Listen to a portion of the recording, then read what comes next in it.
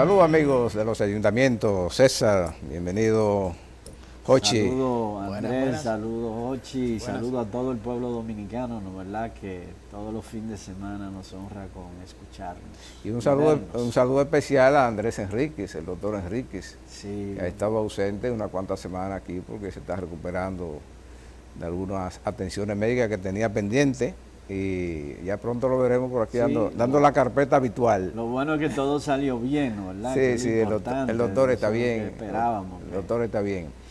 Él es médico y sabía que tenía que atender algunas cosas que había pospuesto en sus atenciones de salud.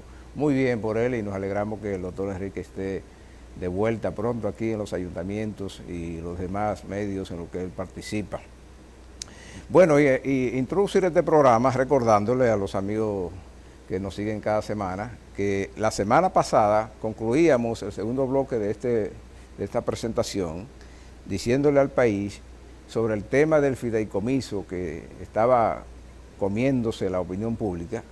Aquí dijimos, fuimos los primeros en decirlo, y queda eso grabado ahí, que el presidente tendría que explicar él la operación de fideicomiso con la Catalina la Grande, porque habían hecho un barullo tan grande que nadie entendía de qué iba la cosa, solamente los partidos de oposición que se habían pronunciado de manera muy firme, oponiéndose a que eso avanzara, fueron los que definieron una ruta nueva a seguir con el tema de fideicomiso de la Catalina la Grande vía el Banco de Reserva, según se ha dicho.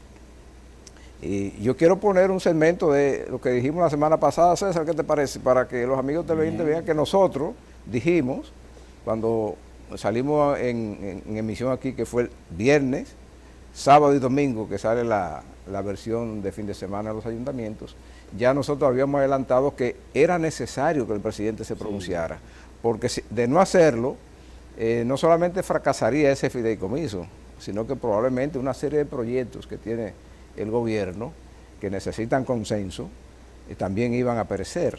Y nosotros decíamos aquí que era necesario el consenso para un proyecto de esa naturaleza, que es un proyecto de política nacional, y que por tanto era trascendente que el presidente pusiera su cara explicativa, que la tiene y le queda bien, diciéndole al pueblo dominicano de qué iba la cosa esa de fideicomiso de Catalina la Grande. Albertico, si te parece, vamos a poner un corte de esa presentación de la semana pasada para verificar que nos adelantamos un poco a lo que venía por la experiencia que acumula uno en estas cosas. El tema del fideicomiso que se ha planteado, y hay una ley de fideicomiso, aquí ahora hay una moda de fideicomiso y la gente está en eso, no es mala. Lo que ha pasado es que se mandó el proyecto de ley al Congreso y ahora cuando empezó la gente a apoyar es que lo quieren explicar. Claro. Señor, eso primero se hace una exposición, se hace una venta de eso, ¿verdad? De la idea de cuáles son las bonanzas del fideicomiso, qué garantía se reviste la inversión del Estado a través de esa operación que se llama fideicomiso, porque siempre surgió el miedo de que la planta la hizo el gobierno, que la hizo contra todos los consejos, que invirtió en dinero, que endeudó al país sobre ese tema, que embarró a Odebrecht en el lío, que contrarió al principal socio comercial de este país, que es Estados Unidos, y que la idea final era vendérsela o dejársela al sector privado. Eso siempre estuvo latiendo ahí. Sí. Entonces, el gobierno actual tiene la responsabilidad de dejar eso bien explicado. El presidente yo creo que va a tener que hacer un discurso de eso didáctico que él hace. Claro. Y entonces explicarle al país en qué consiste la propuesta de fideicomiso que cursa en el Congreso para concitar apoyo, porque ya de entrada ha logrado concitar el rechazo de los dos partidos principales de la oposición y eso no arranca bien. Porque ese tipo de operaciones tienen que ser de consenso fundamentalmente, porque son proyectos nacionales que van más allá de la gestión de un presidente y de un partido político en el gobierno. Entonces por eso se construye de otra manera. El presidente tiene buena gente ahí que saben vender. Bueno, eso lo dijimos la semana pasada, César, Jochi. Y el domingo el presidente, precisamente en el horario que yo advertía, de un horario prime time, tomó unos minutos y explicó. Y mandó a retirar el proyecto del Congreso, del Senado de la República específicamente, para que vaya al Consejo Económico y Social, que según la Constitución, porque eso está constitucionalizado, sí, el Consejo sí, debe conocer ese tipo de proyectos, porque el Consejo es una especie de organismo asesor de políticas macro a nivel nacional.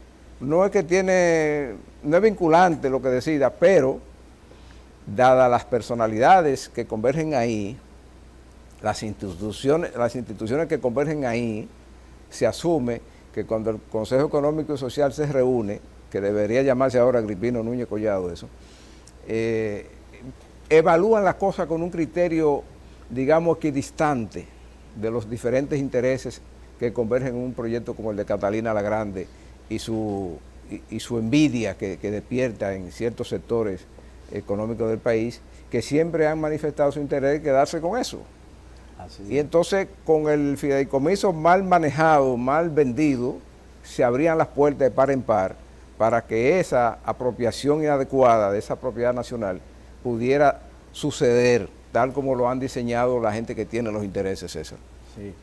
Sí, por eso nosotros decíamos aquí la semana pasada de que el presidente era el mejor exponente que tenía el gobierno y que conectaba con la gente, y lamentablemente lo que tuvieron la oportunidad de salir a explicar el proyecto no lo explicaron bien, porque a veces uno escuchaba una versión y entendía un poquito y después otra versión y entendía menos, pero nosotros siempre decíamos que no era verdad que el presidente, que tiene una agenda de transparencia, iba a meterle un ruido a su gobierno y que probablemente en el futuro le causara algún tipo de cuestionamiento. Y decíamos que él tenía que hablarle al país, explicarle, porque los fideicomisos no son malos per se. Es decir, eso es una forma de administrar, de administrar los bienes con transparencia, administrar un proyecto con más transparencia. Ahora, si no se explica bien, porque la gente aquí no entiende a veces que vender un bien de esa naturaleza como Punta Catalina al sector privado o hacer cualquier transacción no es fácil. Eso no es tan fácil como alguna gente piensan y dicen que ya eso se le vendió al sector privado. No, eso tiene un proceso donde va al Congreso y ahí están la representación de todos los partidos. Pero qué bueno que va al Consejo Económico, porque ahí ahora mismo está convocado todos los partidos políticos que precisamente lo convocó el presidente de la República. Entonces, de ahí debe de salir, ¿no, verdad?, las sugerencias o las modificaciones o lo que se le vaya a hacer al contrato para después someterlo de nuevo al Congreso. Yo siempre fui de opinión, tanto aquí como en otros espacios, que había que socializar el proyecto, justamente como tú explicabas la semana pasada, que era un proyecto muy grande para simplemente introducirlo al Congreso sin previo, una discusión, ¿no, verdad? No, introducirlo al Congreso y aplicarle una mayoría mecánica. Sí. Y ya, salimos de eso. Sí, ahí, no es tan simple. Yo creo que ahí, pero también los diputados, porque a mí lo que no me gusta es que salen algunos diputados de la oposición a criticar algo que pasó por su mano y entonces ni se tomaron el tiempo en estudiarlo. Se quedaron callados en el momento que ellos tenían la facultad y tenían el derecho, ¿no, verdad?, y la oportunidad para entonces ellos intervenir y decir su opinión en torno a ese proyecto. Lo que pasa, César, es que se nota que ese proyecto llegó con un engranaje funcionando al Congreso y eso parece que algún piñón se rompió del engranaje. Y entonces, por poco y hacen meter al presidente en un lío feo. Claro. Sí. Y además, lo que usted analizaba la semana pasada del problema comunicacional, de no informarle al pueblo. Por ejemplo, se ha hablado mucho de una venta y en realidad, después que se ha ido escudriñando sobre qué es un fideicomiso y concientizando a la población, más que una venta, una cesión de derecho a 30 años. Al año 30 se renegocian los términos y condiciones, o si no, se cedería ese derecho a otra empresa que quisiera adquirir, que entendemos que con 30 años de ejecución y de funcionamiento, ninguna empresa y viendo utilidades va a querer ceder ese derecho dentro de esos 30 años. Pero también es bueno que esta iniciativa del presidente Abinader de replantear lo que sería la aprobación de la apertura de un fideicomiso de Catalina la Grande, como dice el licenciado, llevándolo a esa veeduría que tenemos, esa gran veeduría que es el Consejo Económico y Social, que también sirva para poner sobre la mesa y evitar este tipo de impases y desinformación a la población, a los otros fideicomisos que se están aperturando, como el fideicomiso turístico de Pedernales, el fideicomiso de la movilidad rural, urbana y pública, y otros fideicomisos que seguirán desarrollándose porque a la final es un proyecto beneficioso para el pueblo. La estructura jurídica de un fideicomiso, acabaremos con esos eternos suplidores favoritos, sobreprecio de piezas y servicios y un sinnúmero de cosas que traían consigo cuando el Estado llevaba 100% mediante un ministro la ejecución de proyectos de este tipo. Sí, además es una herramienta que la están utilizando en muchísimos países. Sí, hay que hacerla, como decía Andrés, sí, hacerla con transparencia. Pero además la inexperiencia del uso del fideicomiso aquí en grandes cosas también llama a la suspicacia, porque se ha intentado montar fideicomiso en muchísimas actividades y eso como que no despega aquí, porque también hay un tema de credibilidad. Sí. En las instituciones. Yo viví una experiencia en la capital de Colombia, en Bogotá, una vez que estuve por allá participando en unas licitaciones precisamente, y vi que el servicio de aseo, los servicios municipales, para no limitarlo al aseo, el servicio municipal de agua, de ornato, de recogida de desechos, de disposición de desechos, todo eso se maneja a través de un fideicomiso para los fines de la cobranza y el pago a los servidores. Y eso funciona muy bien. Ahora, nadie se le ocurrió decir que no es competencia de la ciudad la contratación de los que prestan el servicio. Claro. Entonces, ¿qué se teme aquí? Bueno, se teme con el caso de Catalina la Grande, que expliqué por qué lo de Catalina la Grande en su momento. ¿Por qué surge la duda aquí? Bueno, recuérdese que para comenzar esa planta está asentada en unos terrenos que no son del Estado. Y por más que se ha hablado y se ha dicho y se ha tornado y se ha revuelto el tema, nadie ha resuelto el tema ese secundario de la titularidad de los terrenos de esta planta. Una planta eléctrica es fundamentalmente los terrenos, porque si no hay acuerdo con los dueños de los terrenos, usted esa planta la desmonta y la monta en otro lado. Claro, eso cuesta dinero y cuesta tiempo. Claro. Pero aquí va a ser muy difícil que esa planta la desmonten de ahí y la monten en Pedernales, por ejemplo, para que le dé servicio al sur profundo y a ese Pedernales que se pretende desarrollar en el futuro.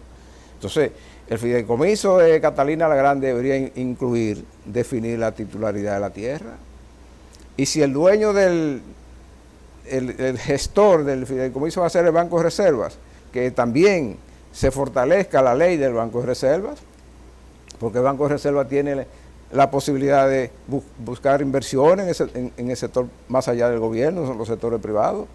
Hoy podría abrirse una ventanilla de captación de recursos del sector privado para ese fideicomiso de la gestión de Catalina la Grande. Claro. Y al final, ¿qué pasa? Que el que más invierte es el dueño de la planta. Claro, pero eso es precisamente lo que planteaba el contrato, era que esa facultad no la tenía el Banco de Reserva, sino la tenía el comité técnico, los que fueron designados. Pero eso es peor. Pero ese era el cuestionamiento que se le hacía al contrato. Yo realmente... ¿Quién elige el comité técnico? ¿Cuántos votos sacan el pueblo? La gente del comité técnico. El comité técnico fue incluido en el contrato que aprobó el Congreso. Es decir, ellos están ahí por 30 años. Ya usted se imagina, esos son los dueños. Entonces... Si el comité técnico es el que va a decidir la suerte de esa propiedad pública, lo que hay que ser es miembro del comité técnico. No, porque lo que ciertos sectores piden es que ese comité técnico sea un comité del gobierno, ¿no? ¿Verdad? Aunque en este caso el fideicomiso lo que hace es que el gobierno de este bolsillo, el bolsillo izquierdo, se pase el dinero al bolsillo derecho porque sigue en el Estado. Está bien, pero en el camino algo se pierde, César. Ahora, lo que yo creo, ¿no? ¿Verdad? Mi humilde opinión es que de finalmente seguir con este proyecto, los que deben de ser parte del comité técnico deben de ser funcionarios del propio gobierno. Así que no salga del ámbito de la función pública, no entes que son han pasado su mayor tiempo en actividades privadas, no estatales. César, pero generalmente eso es lo que pasa aquí. Eso es un organismo que se va a parecer a la Junta Monetaria. ¿Quiénes integran la Junta Monetaria? Los ricos. Los banqueros, los financistas, no son legisladores. Por ellos, por lo menos recomendados. Sí, representantes de ellos. Sí. Al final eso es. O sea, si pudiera decirse que aquí hay una oligarquía, si pudiera decir, yo no creo mucho en esos términos, porque yo no soy eso de muchas cosas con las clases sociales, yo no creo mucho en eso. Pero si hubiera una oligarquía aquí, esa está representada en organismos como eso. Sí. Y lo nombra el presidente de turno. Y generalmente esos son los compromisos que asume un presidente que después no tiene forma de vadear, que lo debe cumplir. Porque además, hay que ser realista. En países de la órbita capitalista a la que pertenecemos nosotros, aunque no tengamos capital, el capital es el que manda, pero es correcto. No va a venir a mandar aquí el que pide en la esquina con una latica.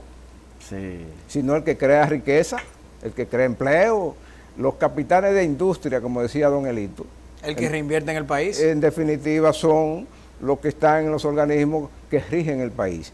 Y eso no excluye a los organismos de gestión directa, los ministerios, la Junta Monetaria, los jefes de diferentes departamentos, están ahí representando gente, incluso en los tribunales. En los tribunales, en las altas cortes, en todas partes están representadas la gente que tiene peso económico en un país de estructura como la nuestra. Claro.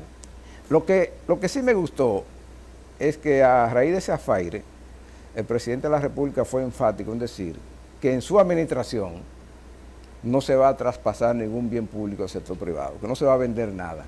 Bueno, eso le da una tranquilidad, por lo menos los que creen que no hay que vender nada. Yo también soy un poco tomasino en eso, claro. Porque hay cosas que el Estado mejor le conviene desprenderse de ellas. Eso es la verdad. Yo no sé si la Catalina conviene que el gobierno salga de ella. Mientras el gobierno no tenga reglas claras para la gestión de los servicios públicos, quizás no conviene. Si aquí hubieran un conjunto de reglas claras, de que los precios, por ejemplo, no pueden ser manejados de manera especulativa por lo que dan los servicios, quizá lo mejor es que los servicios de esa naturaleza los gestione con su eficiencia el sector privado. Yo creo, para que entre Jochi, yo creo que esos servicios de la naturaleza como el agua, la electricidad, son servicios que realmente cae dentro de la seguridad nacional, de los renglones de seguridad nacional, porque cualquiera que te domine el sector eléctrico te apaga el país y en un momento, vamos a poner un ejemplo, en momentos de elecciones, pueden inclinar, ¿no verdad?, una campaña. Entonces eso es un poquito delicado, por eso yo creo que el sector eléctrico, por lo menos por ahora, el sector eléctrico, el sector agua, que en un momento se ha querido privatizar, yo no creo en eso.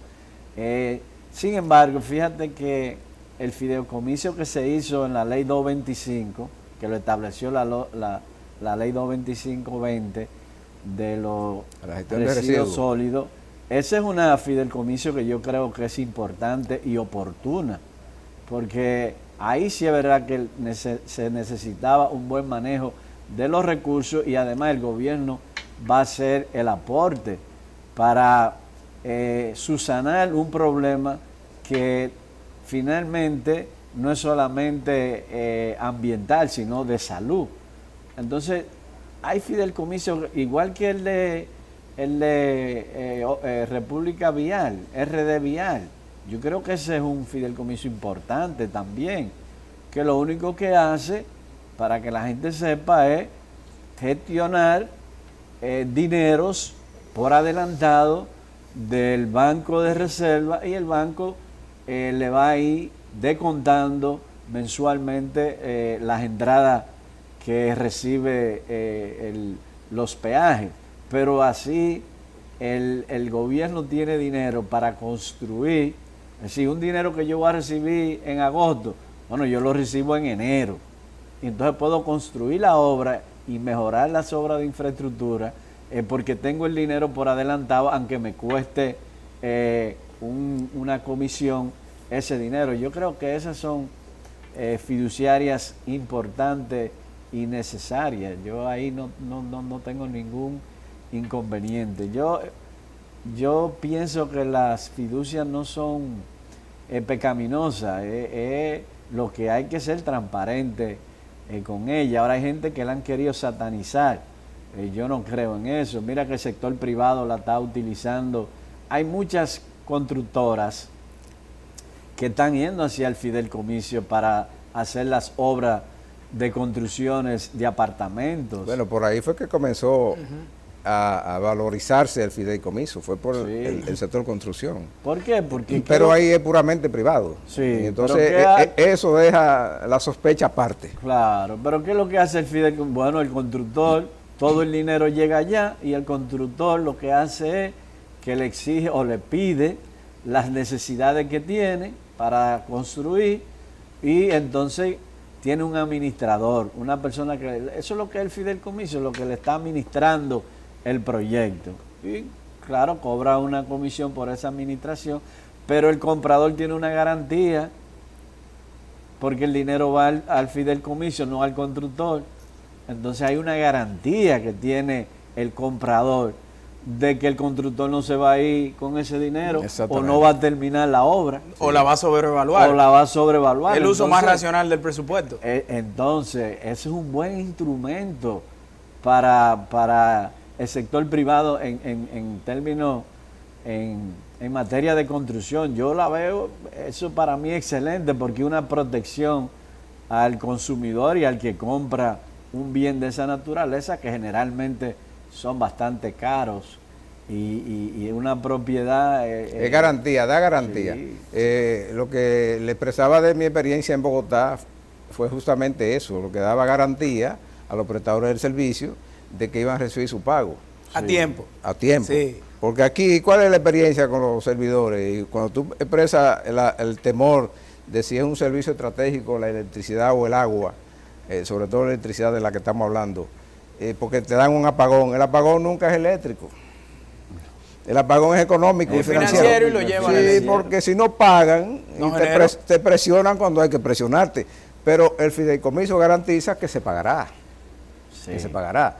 La intención sigue siendo buena. Sí, claro. La intención sigue siendo buena, y yo espero que en el Consejo Económico y Social eso se discuta a la altura necesaria, Ochi. Sí. Claro, por eso yo decía que, sin poner en tela de juicio las gestiones actuales que hay en los diferentes ministerios que están manejando proyectos de gran escala con fideicomiso, que históricamente aquí, lamentablemente, cuando proyectos de este tipo están llevados 100% al Estado, están condicionados los pagos, se atrasan los pagos. O sea, no hay ese carácter corporativo que tuviera una empresa privada a través de un fideicomiso en conjunto con el gobierno para la estructura, ejecución y funcionabilidad de ese tipo de proyectos. Porque yo le voy a decir algo, todos sabemos, como dijo el licenciado, y ha sido reiterativo en denominar este proyecto Catalina la Grande, porque fue un proyecto que comenzó todo sobrevaluado y todo con muchísimas deficiencias técnicas y económicas, y yo les aseguro que, bien ejecutado un fideicomiso fiscalizado por el gobierno central mediante un grupo del sector privado, es difícil que haya este tipo de errores. Catalina la Grande comenzó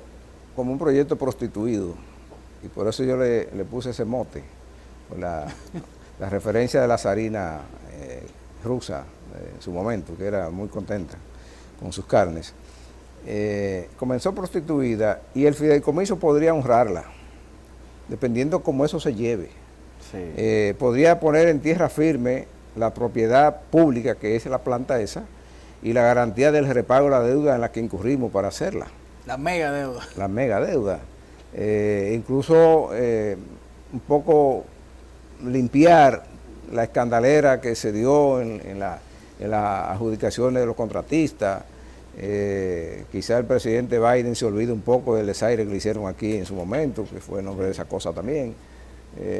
Vamos a ver, yo creo que la intervención del presidente es genuina, porque el presidente una cosa que ha demostrado es su intención de que al paso de su gestión, que él sabe que tiene fin, no terminar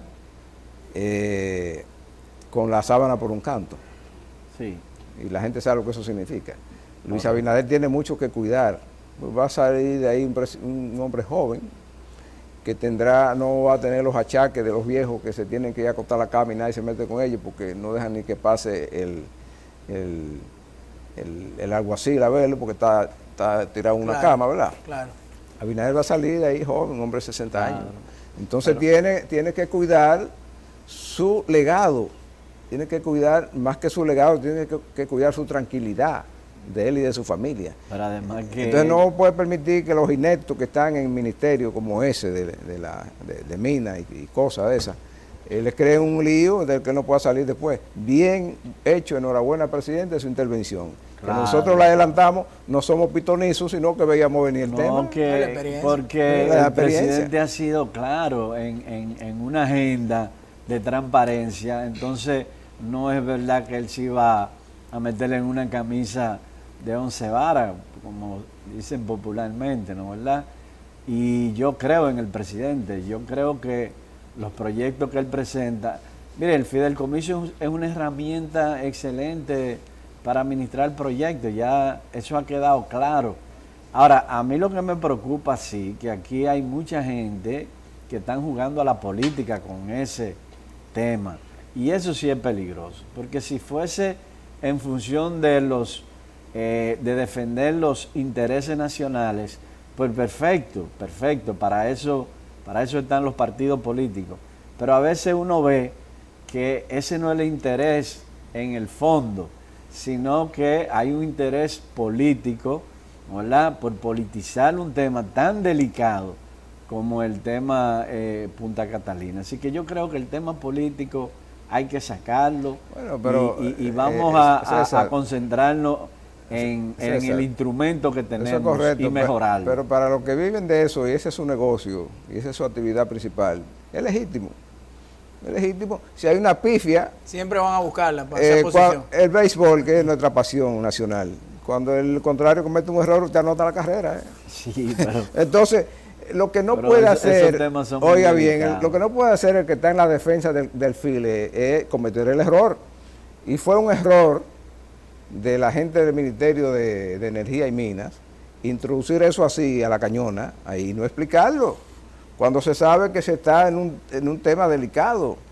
Sí. El propio Banco de Reservas, a mi entender, debió ser más comunicativo, que tiene una gran maquinaria de comunicación, porque iba a quedar involucrado en eso. Este muchacho Bandejora ha salido a explicar. Bueno, pero es después del presidente. Sí. A seguir la línea que trazó el presidente. Yo decía aquí, con perdón, César, la semana pasada, que es que estos funcionarios creen que el presidente tiene que sugerirle hasta las ideas para que sean funcionarios. Sí. Entonces, no tienen iniciativa. Ahora nosotros pedíamos la intervención. Exacto, ahora el tocayo está explicando. Mire, tocayo, usted tiene que explicar antes. Ese es su trabajo. Pero por eso mismo que ustedes dicen, yo decía en mi comentario, que aprovechen la mesa del diálogo del CES y presenten lo del fideicomiso, la estructura del fideicomiso de turismo pedernal, de desarrollo pedernal y el de movilidad, porque ya arrancaron los pilares del desorden de la movilidad aquí, que son los sindicalistas, a oponerse a eso. Que para de desarrollar. Y ya tuvimos una muestra con el corredor de la Núñez. Se hizo un símil a un fideicomiso ahí. Don Antonio Marte dijo que no era rentable ese corredor porque lo estaban fiscalizando. Y el gobierno sabía cuánto había de ingresos y cuánto tenían ellos que pagar de impuestos en base a esas utilidades. No le gusta que le pasen balance. Pero además la ley 67 17. La de tránsito. La del tránsito. 6.3. Establece que los sindicalistas, ¿no verdad?, los empresarios del transporte iban a ser realmente empresarios reales, iban a formar cooperativas que iban a manejar esos corredores que ellos tienen asignados.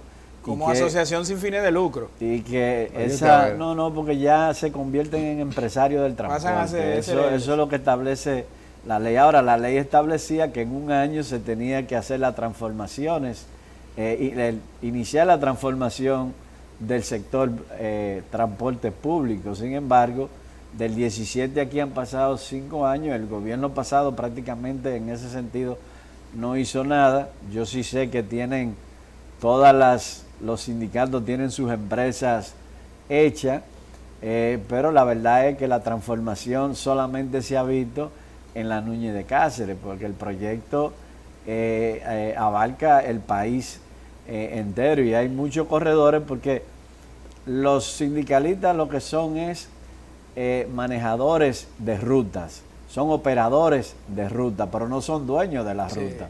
Los dueños de la ruta es el gobierno, es el pueblo dominicano, y el gobierno se la puede quitar si el operador no hace lo que establece la ley en el tiempo que establece la ley, pero como aquí eso no se le da seguimiento. El fideicomiso en esa actividad también persigue eliminar la figura del sindicalista. Usted no puede tener un sindicalista, eso no se usa en este siglo ya. Claro, son empresarios y como empresarios lo que necesitan es una garantía financiera que la da el fideicomiso. Entonces, cuando usted ve que se están oponiendo, ¿quiénes son los que se están oponiendo? Lo que no están de acuerdo con el orden. No pueden estar de acuerdo con el orden. Porque ya usted no puede salir en la Núñez de Cáceres a entrarle a batazo a un transportista como una pistola. Eso no se puede. Me extraña lo de Marte, porque él decía, ¿no, verdad? En Antonio lo que quiere es un subsidio para el corredor. Pero que él decía que él todo lo contrario, él acusaba a Juan que quería un subsidio, que él tenía todo el dinero que se necesitaba para comprar los autobuses, porque hay que decir, el proyecto que fue acompañado de la ley, ¿no, verdad? Establece que el gobierno no pone un centavo. Si la transformación, el gobierno es regulador, dueño de la ruta. Quien pone el dinero son los empresarios, los sindicalistas. Que son los que están vendiendo. Que son los que están, ¿no, verdad? La caja suena ahora, todo el día. Hay un regulador que se llama el Intran. El Intran regula los precios y regula otros aspectos de la actividad de transporte. Pero para mí eso ha corrido lento. Yo creo que este gobierno tiene buenas intenciones en ampliar, ¿no, verdad?, la red vial en términos de hacer el teleférico, ampliar el teleférico a otras ciudades, el monorrail, hacer el tren, ¿no, verdad?, de Santiago aquí. Todo eso creo que es importante para el transporte público, pero ampliar el metro, todo eso son cosas importantes para el transporte público, pero arriba, en la superficie, en las calles, hay que tratar de terminar con la transformación del sector. Para romper el caos que hay en las calles. Sí, porque no es posible que nosotros tengamos todavía más de 20.000 chatarras del transporte público circulando en las calles, en carros de concho, en autobuses o minibuses que prácticamente no son inservibles. El servicio que dan es malo en términos de que la gente va muy incómoda en una guagua que ya no da más. Entonces, la idea de este proyecto era transformar el sistema de transporte público, pero en la superficie solamente, vamos a ver, vuelvo y repito, nada más se ha visto la Núñez de Cáceres. Vamos a ver cómo avanzan las cosas. Creo que el siguiente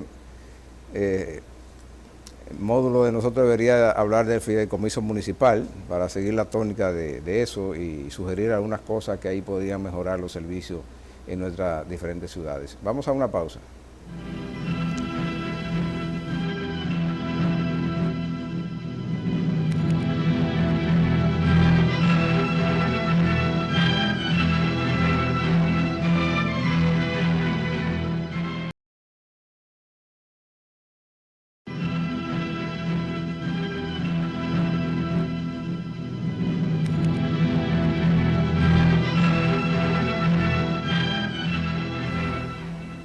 César, Jochi, cuando se discutió la ley de gestión de residuos que se votó recientemente, a mí me consultaron, me llamaron a la Cámara de Diputados, a la comisión, y di mi parecer. Y dije que esa ley, si solamente se limitaba a proteger la gestión de la disposición final, era una ley limitada, como tal dije yo. Y que, como me apuntaba Jochi en el receso, en la pausa, si no hay A, no hay B. Es decir, la recolección es la primera labor en el servicio de aseo de una ciudad, es la recolección de la basura, el barrido, el cuneteo, el ornato general. Y la disposición es donde se lleva lo que se recoge de esas labores. Y entonces ahora la ley se ve limitada porque está recogiendo recursos a través de la fiducia para pagar los vertederos y las estaciones de transferencias. ¿Qué sería una sugerencia inteligente a mi modo de ver? Bueno, que la fiducia se pueda ampliar a todo el servicio de aseo. Si bien es cierto que la ley tiene esa limitación, el legislador puede enmendar eso. Y hasta reglamentado se puede ampliar el concepto de la fiducia para cubrir todo. ¿Y de dónde saldría el dinero para cubrir todo? Yo siempre he sido de opinión, desde mi esquina que conozco un poquito el tema ese de la municipalidad, de que el que recibe el servicio es que lo tiene que pagar. Y eso no quiere decir que usted le van a encarecer la vida, sino que la limpieza usted la paga, usted compra jabón para bañarse, y si no encuentra agua corriente, usted va y se baña con un jarrito, porque usted no puede estar sucio. Igual pasa con las ciudades, tiene que estar limpio. Por cierto, me está gustando una campaña que tiene el alcalde de Santo Domingo Oeste ahora, que se llama Mi Calle Limpia. Eso es regresar a los orígenes, que la limpieza que la tiene que tener la gente. Claro, claro. Hemos hecho varios ejercicios, en eso Waldo y yo hemos trabajado juntos varias veces, de por cuánto saldría financiar la recolección y disposición final de la basura, pagada por el beneficiario del servicio. Y eso sale por chele, al ciudadano le sale por casi nada. Y es más, traje la modalidad de esa experiencia de Bota, de las 3 tarifas, de la tarifa subsidiada, de la tarifa en equilibrio y de la tarifa subsidiante. O sea, por extracto. Sí, por extracto. Usted que vive en el barrio 24 de abril, que probablemente no puede pagar 200 pesos de basura al mes para recoger la basura y disponerla, bueno, usted tendrá entonces una tarifa de 100 pesos. Yo que vivo en un sector donde puedo pagar lo que me facturan, que quizás son 300 pesos, yo pago mis 300 pesos.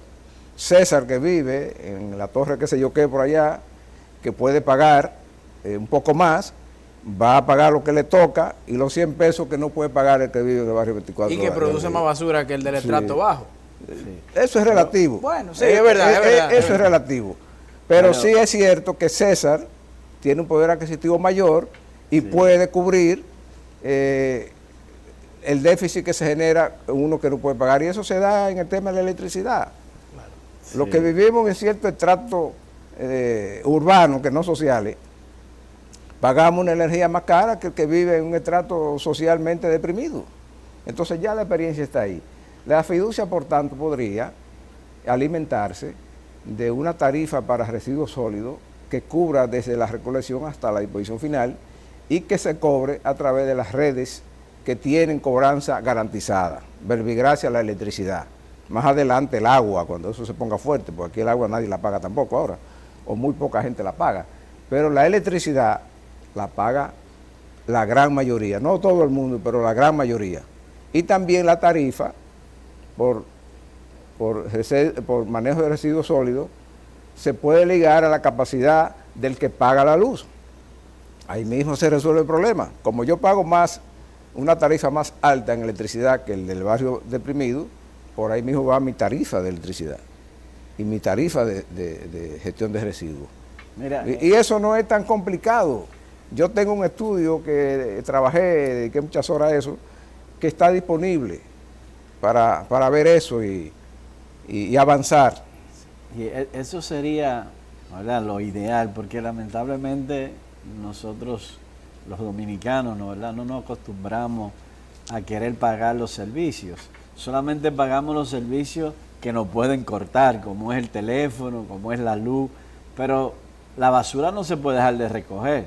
Hay que recogerla porque es un tema de salud pública, es un tema medioambiental, igual que el agua. No puede dejar de darle agua a la gente.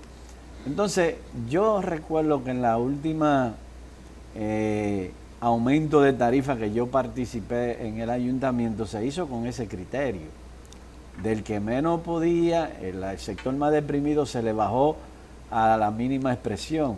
Sin embargo, todavía en el ayuntamiento, me imagino yo, ¿no, verdad? No tengo los datos recientes, pero sí hace unos años atrás se facturaba el 50% de lo que del servicio que se prestaba. Pero de ese 50% se cobraba el 40%. Entonces, cuando usted viene a ver, usted lo que está es cobrando el 20% de lo que debería ser. De lo que debía ser, ¿no, verdad? Entonces, así es difícil para los ayuntamientos. Entonces, para que haya, que se le pueda lograr, porque recuerda que en este tema, la Constitución establece que los ayuntamientos tienen autonomía presupuestaria. Entonces, tendría que ser en un mecanismo como el que tú planteas, que vaya los tres servicios conectados en uno, es decir, un paquete de los tres servicios. Usted cuando paga, va y paga los tres servicios. Si el gobierno tiene que hacer como hizo con la luz, porque la luz hay bono para la luz. Entonces, si hay que hacerlo para el aseo, pues también, porque el aseo es tan importante como la electricidad. Y miren, yo tengo una experiencia. Con la diferencia de que en un barrio deprimido una vivienda paga el tema del aseo con 200 pesos como mucho. Claro. Sí, mira, yo tuve una experiencia en los años 96, fue el año 96 que estaba, bueno, Andrés era regidor y nosotros estábamos en la administración municipal y nosotros fuimos a Chile, a Santiago de Chile, a ver cómo iba. Bueno, en ese momento era el Gran Santo Domingo, era un solo ayuntamiento. Y en ese momento nosotros preguntamos, ¿no, verdad?, en Santiago de Chile, que cuántos camiones tenían ellos para recoger la basura en esa ciudad. Y la verdad que cuando nos dijeron la cantidad nos quedamos todos sorprendidos, porque nosotros tenemos 4 o 5 veces más camiones que ellos. Y esa ciudad era impecable. ¿Pero por qué? Porque también la gente colabora con la limpieza, porque la ciudad más limpia no es la que más se limpia, es la que menos se ensucia. No, pero César, yo te cuento por mi experiencia, aquí hay las avenidas del Distrito Nacional y de Gran Santo Domingo, tú las tienes que limpiar 7 y 8 veces al día. Sí, pero eso no debe ser. Eso es insostenible. Tú no puedes tener un camión para cada hogar, tú no puedes tener un camión para cada calle, tú no puedes tener un camión dando 2 y 3 viajes en una sola avenida. Eso es imposible. Mira, la avenida Independencia, en el tramo de los kilómetros, hay que pasar un camión cada 2 horas como mucho. Y el día tiene 24 horas, cuenta. Eso es insostenible. Eso es día y noche, ¿eh? El combustible que se gasta, la goma, la pieza que gastan los camiones. Entonces, los ayuntamientos tienen que buscarle un método, un mecanismo para resolver o involucrar a la gente en su propia mecánica de la recogida de la basura. Porque la verdad también es que en muchos de esos barrios viven 3 y 4 personas en un espacio muy pequeño y tener la basura también es un problema para ellos. Pero hay que buscarle un mecanismo para que la gente se involucre en la limpieza. Y qué bueno de esa campaña, porque la verdad es que yo recuerdo que enfrente de mi casa siempre se limpiaba por la mañana y se volvía a limpiar en la tarde. En Estados Unidos, los comercios, que es donde se tiene más control, ¿no?, ¿verdad?, tienen que limpiar porque pasa un inspector a ciertas horas en la mañana y ciertas horas en la tarde. Y si ese frente no está limpio, usted está multado. Aquí tú te vas a los barrios, a cualquier barrio, frente a un colmadón y el día entero está lleno de basura. ¿Por qué? Porque la gente compra y tira la basura en la calle. Entonces aquí también yo traté como regidor de hacer, implementar algo de esa naturaleza y no fue posible. Pero aquí también la gente tiene que empezar a pagar por los servicios y los empresarios, los comerciantes barrial tienen que hacer sus aportes para que las aceras, ¿no verdad? Que tú te vas a una calle X de cualquier barrio y hay 7, en esa calle el 60% ya es comercio. Pero mire, entonces, si usted pone a esa gente a que tenga que tener limpio el frente, pues ese barrio se va a mantener limpio. Y si las casas colaboran también, usted va a tener un barrio sumamente limpio. Claro. Y como debe de ser. Le decía a don César que usted sabe que otro de los grandes logros que tendría la implementación de un fideicomiso municipal que abarque desde la recolección hasta la disposición final de los desechos sólidos, es que fortalece la autonomía presupuestaria del ayuntamiento, porque todos sabemos que cuando hay un déficit en el recaudo mensual, o sea, en las recaudaciones en base al pago de servicios municipales, el ayuntamiento tiene hasta cierto punto que completar ese pago a suplidores o si no entra en déficit. Entonces, ¿qué haría esto? Parte de la responsabilidad de la fiduciaria es fortalecer las recaudaciones en base al cobro de servicios municipales y me imagino también que en alguna cláusula, cuando hay un mes deficitario, ellos se hacen responsables y lo complementan con el otro mes. Eso busca el fortalecimiento también de la autonomía presupuestaria en un ayuntamiento. Tanto el ayuntamiento como la CAS tuvieron intermediarias que sirvieron para el cobro y eso no trajo nada. Claro, pero si entonces, está mal infundado el contrato, donde el gestor de recaudar se queda con un 60% de la recaudación, siempre va a ser deficitario. El problema que era la empresa que estaba antes ahí. Es que cobrar un servicio que hay que darlo obligado, páguese o no se pague, hay que darlo. Es difícil, a menos que no se haga como. Pero ahí aparecen soluciones como esa. Si tú no tienes medidas coercitivas para el cobro, tú tienes que entonces acudir a medidas inteligentes. Y una inteligente es ver la cantidad de contratos que tienen las EDE, que yo eso lo analicé, uno por uno, región por región, municipio por municipio. Además es justo, porque en la capital hay tanto contrato y en Montecristi hay tanto, y en Valle Nuevo hay tanto, y en Azua hay tanto. Entonces, municipio por municipio, además, distrito municipal por distrito municipal. Si usted haría un tejido, usted hace un tejido nacional que se liga a esa cobranza. No, pero él dice la cartografía social, de ver el nivel de vida de cada... pero eso está con la facturación. Sí, claro. O sea, uno que paga 500 pesos al mes de luz, y una industria que paga 500,000 pesos al mes de energía. Claro. Entonces, tiene que ser proporcional la cobranza por el desecho, porque la industria que está instalada en Azua, de Compostela, que paga 500,000 pesos de energía eléctrica al mes a Edesur, también genera desecho y genera riqueza en ese municipio. Y por tanto tiene que pagar por los servicios que hacen esa ciudad viable. Por eso es que te digo que ese método es justo. Claro, es justo. Es que ese es el único eficiente. Único método que yo veo para que la gente pueda integrarse al pago es ese. Yo no sé qué pasó con un plan piloto que se estaba haciendo en La Vega, que lo estaba haciendo el alcalde. No sé en qué ha quedado eso, porque había un acuerdo entre Edenorte y ese ayuntamiento y lo último que yo conversé con el presidente de FEDOMO era que las negociaciones estaban bien avanzadas con las diferentes EDES para hacer un acuerdo. No había que cambiar la ley, sino hacer un acuerdo administrativo entre los ayuntamientos y las EDES para incluir el cobro de la basura en la facturación. Es un acuerdo comercial de las instituciones. Un acuerdo, así que no había ni siquiera que recurrir a la ley. Ahora sí es una ley, pues mucho mejor. Bueno, más fuerte, pero no es necesario. Lo último que supe es que se estaba evaluando hacer un plan piloto real con el municipio el distrito municipal de Pantoja, del Gran Santo Domingo, que es un distrito municipal que ha ido creciendo con cierto orden, dado que hay unos desarrolladores de urbanizaciones ahí que le han ido dando forma a eso.